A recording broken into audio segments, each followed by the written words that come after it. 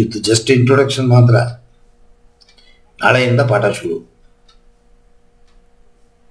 ಏನದು ಮೂರನೇ ಕಣ್ಣು? ನೀವೇನು ತಿಳ್ಕೊಂಡಿದ್ದೀರಾ? ಎಲ್ಲಿದೆ ಅದು?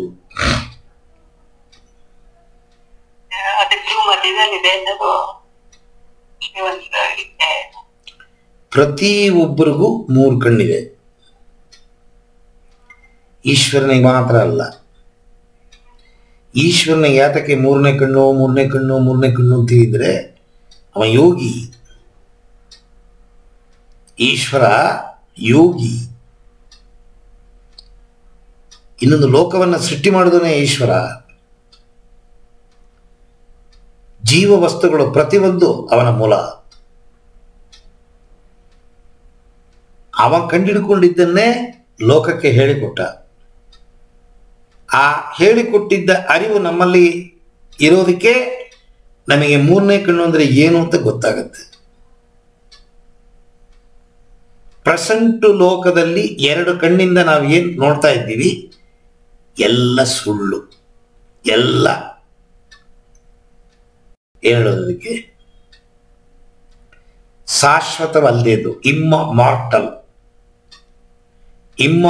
Is God, immortal is knowledge. ಆ ಇಮ್ಮಾರ್ಟಲ್ನ ಕಂಡಿಡಿಯೋ ಒಂದು ಜಾಗವೇ ಮೂರನೇ ಕಣ್ಣು. ಈ ಮೂರನೇ ಕಣ್ಣು ಅಂತನ್ನೋದು ನಮ್ಮ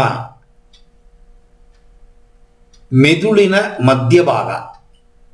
ಇಲ್ಲಿ ಒಂದು ಮೊಳೆ ಹೊಡೆದು 2 ಗುಬ್ಬಿನ ಮಧ್ಯದಲ್ಲಿ ಒಂದು ಮೊಳೆ ಹೊಡೆದ್ರೆ 2 ಒಂದು ಜಾಗದಲ್ಲಿ ಜಾಯಿಂಟ್ ಆಗತ್ತೆ. ಆ ಜಾಗದಲ್ಲಿ ಕಳ್ಳೆಕಾಯಿ ಬೀಜದ ಥರ ಒಂದು ಸಣ್ಣ ಪುಟಾಣಿ ಗ್ರಂಥಿ. ಆ ಗ್ರಂಥಿ ಹೆಸರು ಪೀನಿಯಲ್ ಗ್ರಂಥಿ. ಈ ಗ್ರಂಥಿ ಅಂದರೆ ಏನು ನೋಡಿ, ಒಂದೊಂದೇ ತಿಳ್ಕೋಬೇಕು. ಏನದು ಗ್ರಂಥಿ? ಏನು ತಿಳ್ಕೊಂಡಿದ್ದೀರಾ? ಓದಿದ್ದೀರಾ? ನಾನು ಓದಿದ್ದೀನಿ. 7ನೇ ಕ್ಲಾಸ್ 8ನೇ ಕ್ಲಾಸಲ್ಲಿ ಗ್ರಂಥಿ ಬಗ್ಗೆ ಓದಿದ್ದೀನಿ. ಎಲ್ಲ ಮೆಮೊರಿ ನಾವು ಮಾಡಿರೋ ಇದನ್ನೆಲ್ಲ ಮೆಮೊರಿ ಇಟ್ಕೊಂಡಿರುತ್ತೆ, ಸೇವ್ ಮಾಡಿ ಇಟ್ಕೊಳ್ಳುತ್ತೆ. 108 ಗ್ರಂಥಿಗಳಿದೆ ದೇಹದಲ್ಲಿ. 108 ಗ್ರಂಥಿಗಳಿದೆ. 2 ನರಗಳು ಸೇರುವ ಜಾಗ ಮೆರಿಡಿಯನ್ ಪಾಯಿಂಟ್. 2 ನರ ಸೇರುವ ಜಾಗ ಮೆರಿಡಿಯನ್ ಪಾಯಿಂಟ್ ಹಂಗೆ ಅಂತೀವಿ. ಅಲ್ಲಿ ಚಿಕ್ಕದು ದೊಡ್ಡದು ಶಕ್ತಿ ಕೇಂದ್ರಗಳು ಅಂತ ಇದೆ. ಆ ಶಕ್ತಿ ಕೇಂದ್ರಗಳನ್ನು ಚಕ್ರಗಳು ಅಂತ ಕರಿತೀವಿ. ಚಕ್ರಗಳೇ ಗ್ರಂಥಿಗಳು. ಗ್ರಂಥಿಯ ಹೊರಮುಖ ಚಕ್ರ, ಗ್ರಂಥಿಯ ಒಳಮುಖ ದೇಹದಲ್ಲಿ ರಸಗಳನ್ನು ಜ್ಯೂಸುಗಳನ್ನು ಪ್ರೊಡ್ಯೂಸ್ ಮಾಡುವ ಒಂದು ಜಾಗ. ಹಾರ್ಮೋನುಗಳು, ರಸಗಳು, ಜ್ಯೂಸುಗಳು ಇದುಗಳನ್ನು ಪ್ರೊಡ್ಯೂಸ್ ಮಾಡೋದೇ ಗ್ರಂಥಿಯ ಕೆಲಸ. ದೇಹದಲ್ಲಿ 106 ಅಂಗಗಳನ್ನು ಭಗವಂತ ಕೊಟ್ಟಿದ್ದಾನ. ಆ ಅಂಗಗಳು ಸರಿಯಾಗಿ ಕೆಲಸ ಮಾಡಬೇಕು ಅಂದರೆ ಈ ಗ್ರಂಥಿಗಳು ಉತ್ಪಾದನೆ ಮಾಡುವ ರಸಗಳು, ಕೆಮಿಕಲ್ಗಳು ಮತ್ತು ಹಾರ್ಮೋನುಗಳು ಇವುಗಳನ್ನು ತಗೊಂಡು ಪರ್ಫೆಕ್ಟಾಗಿ ಕೆಲಸ ಮಾಡುತ್ತೆ.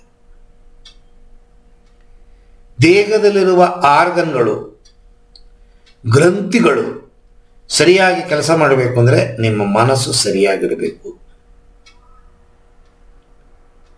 ಮನಸ್ಸಿಗೂ ಗ್ರಂಥಿಗೂ ಕನೆಕ್ಷನ್ ಇದೆ. ಮನಸ್ಸು ಕೆಟ್ಟರೆ ಹೊಟ್ಟೆ ಕೆಡುತ್ತೆ, ಮನಸ್ಸು ಕೆಟ್ಟರೆ ದೇಹ ಆರೋಗ್ಯ ಕೆಡುತ್ತೆ. ಹೌದಾ? ಸಕಲ ಮೂಲವೇ ಮನಸ್ಸು. ಫಸ್ಟು ಹೊಟ್ಟೆ ಕೆಟ್ಟೋಗುತ್ತೆ. ತಲೆ ಕೆಟ್ಟವರಿಗೆ ಹೊಟ್ಟೆ ಕೆಡುತ್ತೆ.